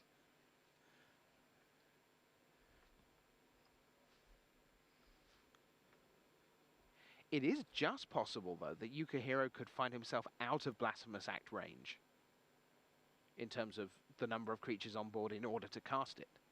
Because he may well end up blocking here. A Fiend Hunt. The Fiend Hunt will send something back, so I guess he's going to stay neutral at 5. He's playing it pretty cool, though. Oh, absolutely. Given how much, there's a lot of damage on the other side. And so Dennis Rasheed does not let the Huntmaster transform. He flashes back. Purify the Grave. Purify the Grave. Gets a Fiend Hunter out of the way. Fiend Hunter does all sorts of tricksy stuff in this deck. Because it's going to come back. Yes. Sometimes they just, come back. Just like Stephen King promised. Yeah. Well, we're at the end of the horror block. Sometimes they come back.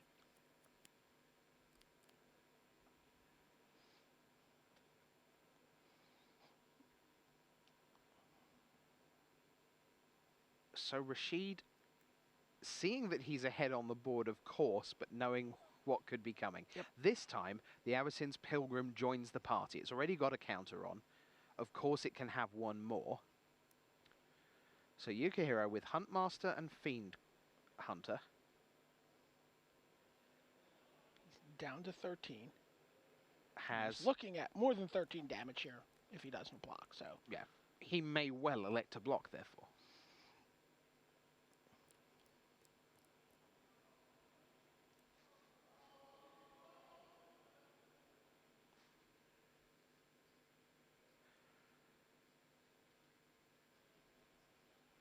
And Rasheed just pondering.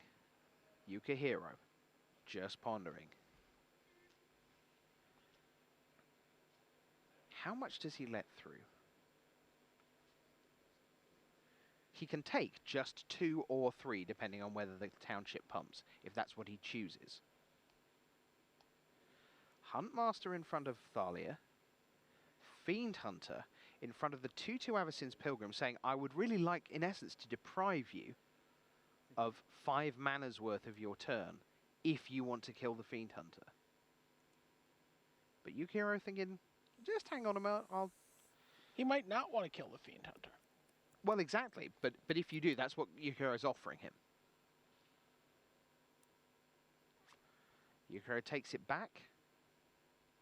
It's a fascinating situation. If there was any way for, and he's green-white, so there isn't, him to kill that Fiend Hunter at instant speed and do a little Silverblade Paladin pairing. Oh, wow. Yeah, that would be pretty crazy.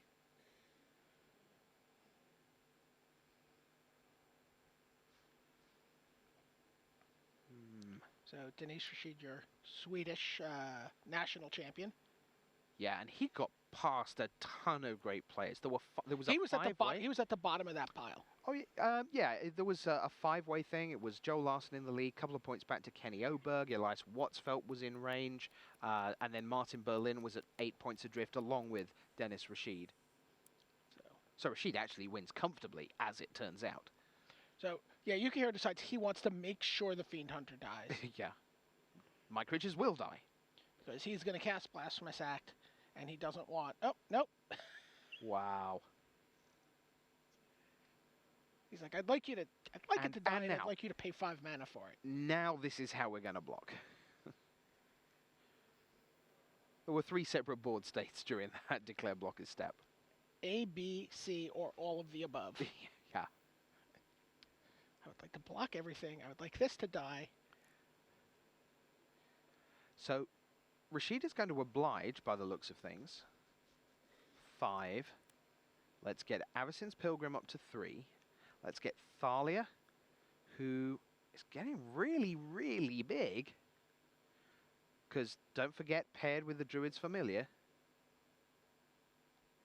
Oh.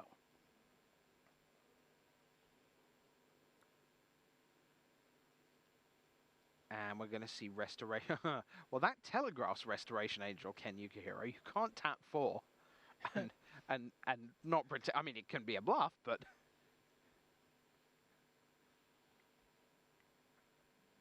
Restoration Angel. Looking gorgeous in Japanese form. There you see it. Yeah. Yukihiro's already taken 5 damage. I'm sorry.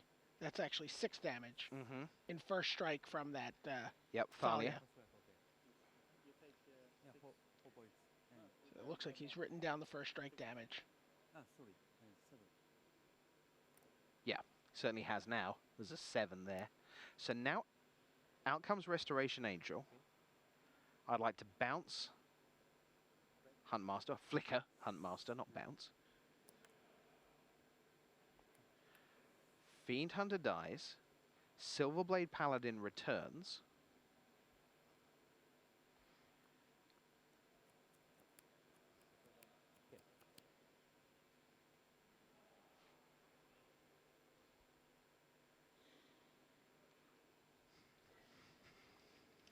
And suddenly there's more than enough. More than... Yeah, the Just to life confirm, total on Rasheed screen is at not 20 here. correct.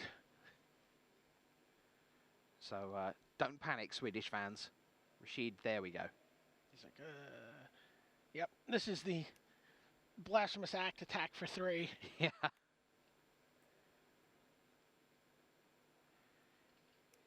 There we go. Blasphemous Act for not very much. It's 3 even with the tax off Thalia. So 17-9. And Yukihiro has more to do. It's Borderland Ranger. He's got 2 cards left in hand. As he goes and hunts out land number 7. Rasheed has no action left in his hand right now. Okay. I believe he is holding a Crushing Vines. Yeah, okay, that kind of counts as not a lot of action. So you can kill an Angel of Glory's Rise, but I mean, I guess, what it's does he going to want to leave do? a lot of problems in its wake. Sure. No matter Does what. he just want to draw a Sigarda then and just slam it down and ride it in? Let's see how... No, yes, he would love to. That seems like about the best thing he could possibly he'd take be a drawing. Wolfir Silverheart right here, right? Like, I mean, he'll take just about anything. Mayor of Averbrook. And Avacyn Pilgrim. Yeah. Something with power and toughness in the corner. Yeah. And we are going to see...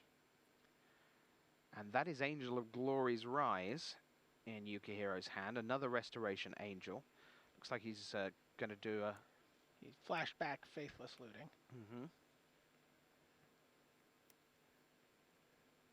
So Yukihiro was very cool.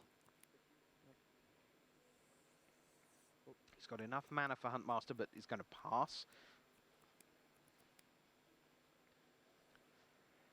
And what about Rasheed? Has he got anything to do? He lays a forest, he passes. Here comes a Restoration Angel. Yeah, Reset Borderland Ranger. Get Go some another land. Ugh. Ah, now there's Crushing Vines for the Restoration Angel, so... You still get to... Oh, there's a swamp.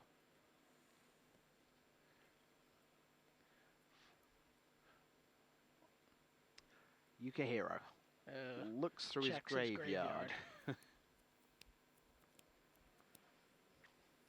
He has the Angel of Glory's Rise in his hand. Attack for 2, and then I'm gonna kill all the zombies. There it is. Angel of Glory's Rise. Let's pick up the graveyard. Let's return a Huntmaster. Let's return a Fiend Hunter, a Cathedral Sacrifice, a Borderland Ranger, and a Borderland Ranger. It's quite good for 7 mana. Oh. So now he's doing all sorts of crazy Fiend Hunter tricks. Oh dear. And Dennis Rasheed sits looking at 10 land in play and nothing else. So Fiend Hunter targeting. Well, he's trying to figure this out here. So he's stacking a Fiend Hunter copy on top of the Huntmaster of the Fells. Okay. Now he's putting a Fiend Hunter on top of his Fiend Hunter, getting 2 wolves that way. Nice.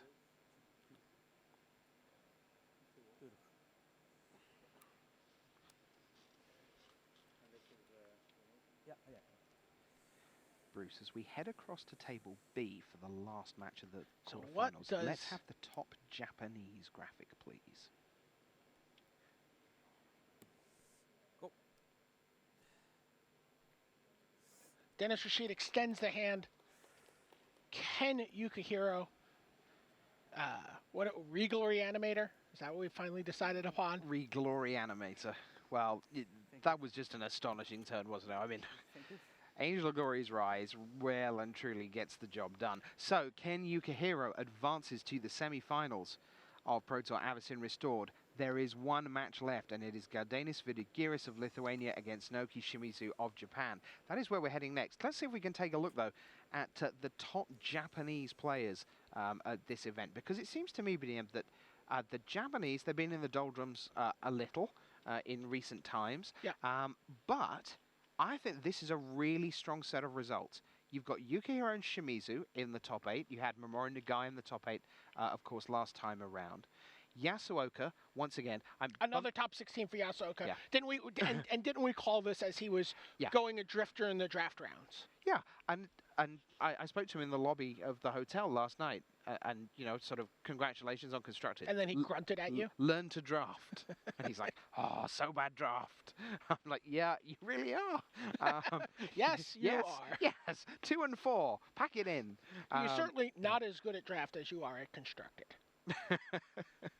Yeah, I mean, Yasuoka, just terrific player. And Watanabe in 18th, he's going to represent... And that locks up his Japanese national championship. World Magic Cup for Watanabe. Akio Chiba, I don't know whether he's from Chiba, but Akio Chiba 30th. Shuhei 46th.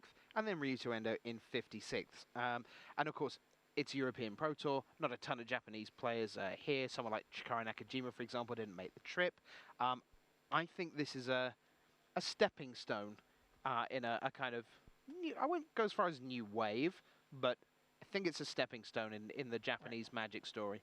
And certainly Yukihiro is regarded as a very exciting young Japanese player who, you know, most of the Japanese pros have a lot of time for. Yep. A lot of respect and are expecting big things from him.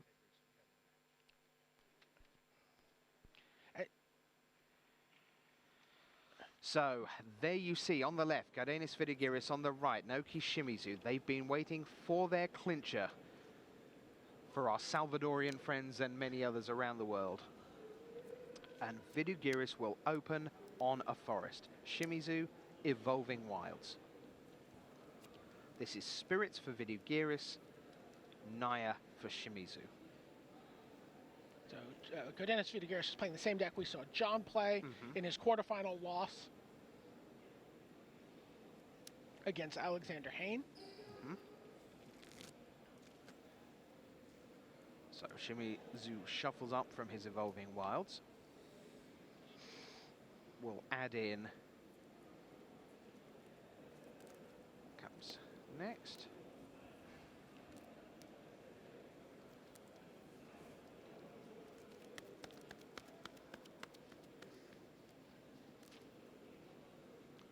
So for these two, we got Vidaris 27, 152 lifetime pro points. It's his 20th Pro Tour, couple of top 8s. He was 6th last time around in Nagoya. Yeah, Naoki Shimizu has been around for so long. It's amazing that he's as young as he is. I feel like we've been talking about him for more than half a decade already. Yeah, he's what, 25, 26? 26 years old. He's got 71 lifetime pro points. He qualified for this event via PTQ. He's got a Grand Prix top 8. He's got 2 national top 8s. And, of course, we all remember him from his third place finish at Pro Tour Austin behind Brian Kibler. Yeah, he beat Martin User in the quarterfinals, I believe, in that one. It was a very dredgy affair, that one. So just 3 land on the board right now between the two players. He's a very atypical Japanese Magic player. In that he is someone who will put himself out there a little bit more. And I think that has not always endeared him to the Japanese community, which tends to be very insular, very quiet, very very self-deprecating. And he's not to say that he's boastful, but he's almost like, we talk about Yelger and Nassif and other players, Yaron Remy being very American. Naoki's more American than a lot of the other There's a Japanese Western players. vibe to him. There's a what? A Western Yes. vibe. Yes.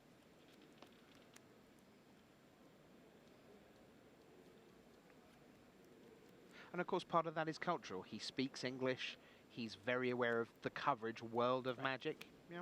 He's one of the few Japanese pros that we've had the opportunity to do on-air interviews with. Absolutely. Shuhei's nearly there, though, which is pretty exciting. And as is Kenji. Oh, for sure. Kenji, I know you're watching. So Vidaris passes. Cavern of Souls, first glimpse of that in this one. Naming spirits, almost certainly. Might have been naming Warrior. Naming Warrior. We're going to check that out on the floor. So, he's gone now for Warrior. Rasheed does the Warriors joke in my ear. Great. When we're on camera at the Grand Prix, he clams up. I think this sounds like we're going to see a Wolfir Avenger, perhaps, at the end of Shimizu's turn. 3/3 flash, 1 and green to regenerate. So Pilgrim and 2 forests. Shimizu draws. And just drew. No looking for miracles. Lays a mountain. He has 2 basic land types in his deck, which is 3 basic land types in his deck, which is still 2 less than Pat Cox. So, according to Shota Yasuoka, Shogun Charlie on Twitter says that Yasuoka just tweeted that Yukihiro's next game is a bye. Meaning, regardless of who he plays between Vidaris and Naoki Shimizu, Shota Yasuoka feels that and Shota Yasuoka designed Yes. Yukihiro's deck. Yeah, this isn't just a kind of, hey, my Japanese friend who's playing a deck. Right. It's, yes, Who's playing my my deck deck. will be winning. We beat both of these decks. Wow. So we do see the Avenger. It untaps, picks up a Spectral Flight, and gets in for 5.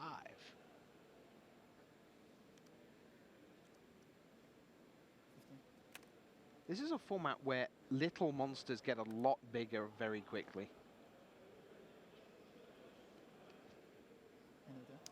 Restoration Angel flashes out.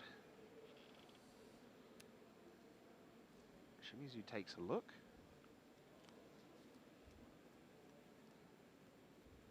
Oh, it's got Bonfire of the Damned, so this time he is looking for miracles.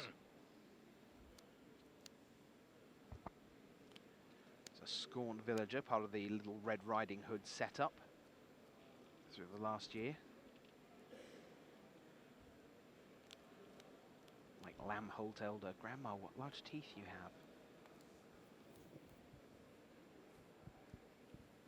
Shimizu.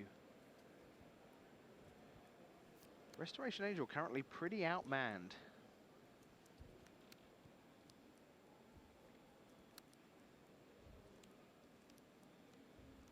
Cardenas has Abundant Growth, Spectral Flight, and Increasing Savagery, and what looks like it might be a Borderland Ranger as his 4-card hand right now.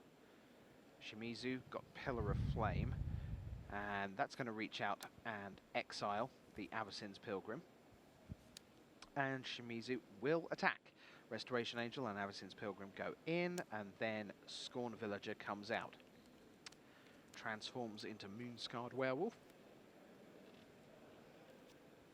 And there's a Wolfear Silverheart and a Bonfire of the Damned amongst Shimizu's cards. So it was in fact Tree of Redemption that completed Vidaris' hand. You can see his set of 5 to work with there. Tree, Savagery, Abundant Growth, Spectral Flight, and now a Hinterland Harbor.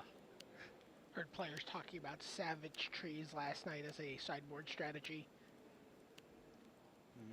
Increasing Savagery on a Tree of Redemption, and you start gaining life every other turn. That's crazy.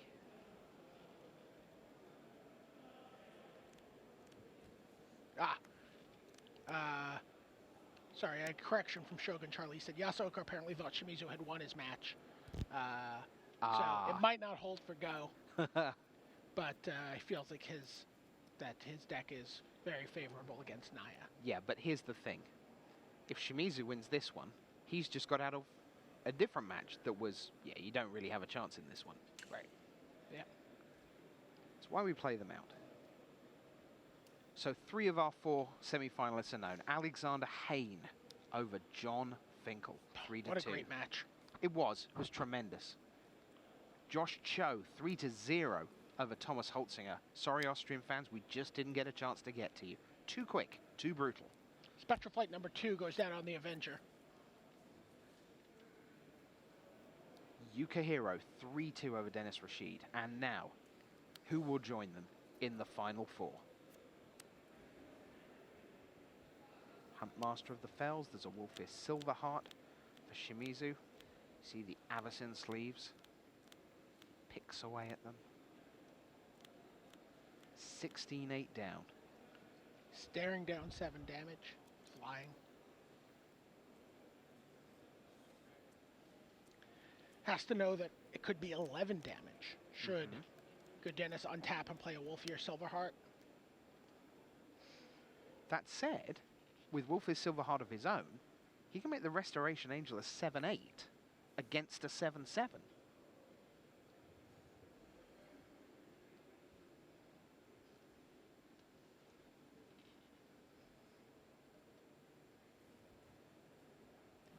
Kind of leaves him open to a silent departure.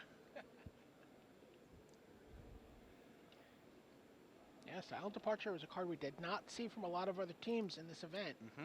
But the Star City Black team, and there it is. So, there's your Silverheart. Pair them up.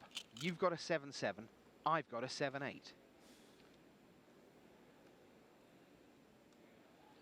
Shimizu has to think. He could be willing to go to 1 here. No, he's not.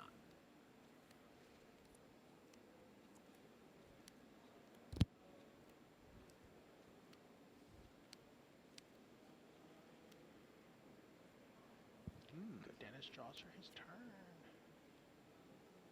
It's a spell. Looks like it was a Geist Traft, yeah.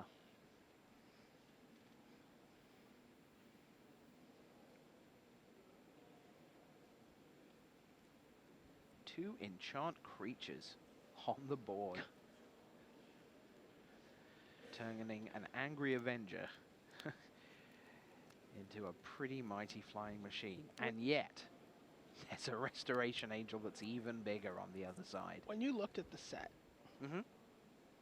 did you think that you would be seeing Spectral Flight in the top 8 of events ranging from block constructed all the way to a legacy winning deck list? No. No. People didn't even always play that in their limited decks. No, that's the card. That's your 24th card that you're pleased not to play. I kind of like to play this, but I don't know if I can. Yeah, and the answer is you can't. Oh, but wait. Yeah.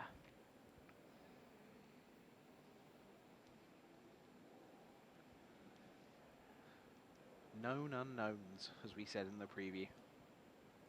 We know there are things we don't know. This turns out to be one of them. Double Spectral Flight on Sunday at the Pro Tour.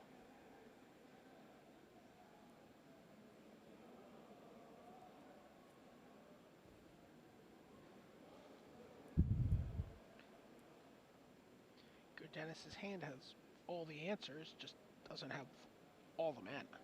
Yeah, and therefore He has all to the time. basically pick one card to play. Maybe two. He can play Abundant Growth and Geist of St. Trav, but that's not going to be it. So, He 4 shrugs. Savagery on my guy. Make it utterly huge. Yep. Hit you.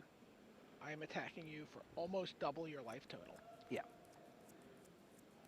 Hit you for dead. So, And has shockingly, to block. Restoration Angel gets in the way.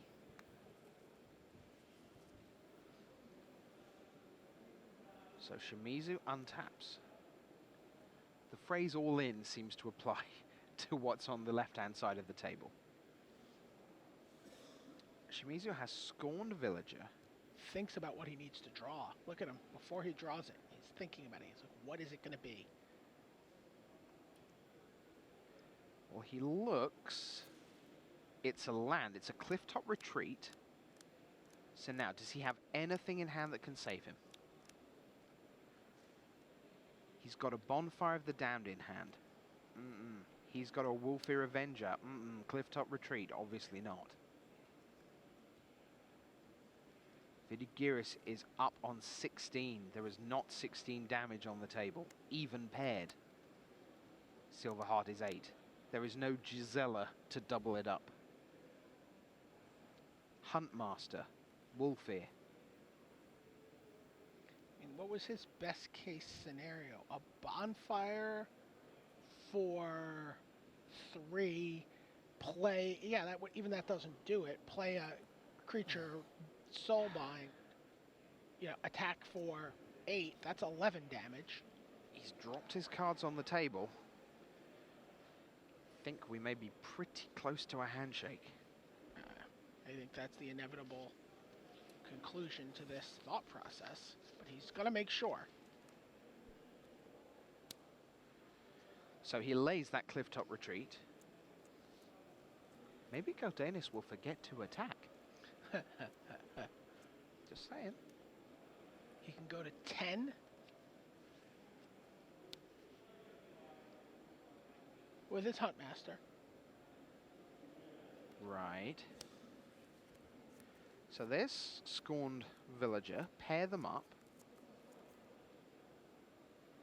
Attack for lots. Attack for 8. But nowhere near enough.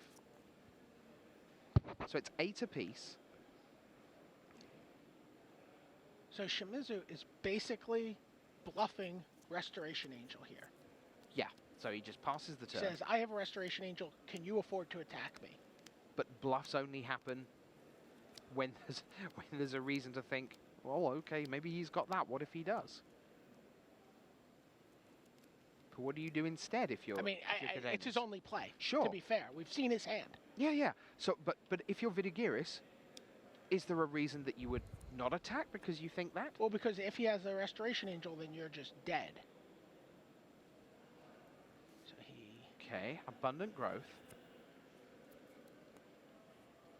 He just attack. Yeah, Dennis Yeah. would be dead on a swing back Sure. if he had Restoration But Angel. there's He the extends hand. Go And he's Dennis. done it. Wow. Dennis puts his hand up to his throat as if he can Oh. finally breathe. He was, while he didn't, he has to assume that it's a bluff, right? But Yeah, I think you have to assume that because but what if you're it's looking not? at yes, but what if it isn't? Sometimes they come back.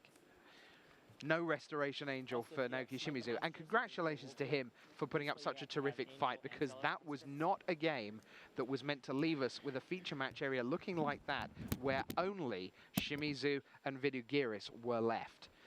So, hello there, welcome back to the booth. We're not going to be here for long because we've got a great lineup for you over lunchtime. Well, lunchtime here anyway. But we have 4 semi-finalists. Alexander Hayne over John Finle. Goodness.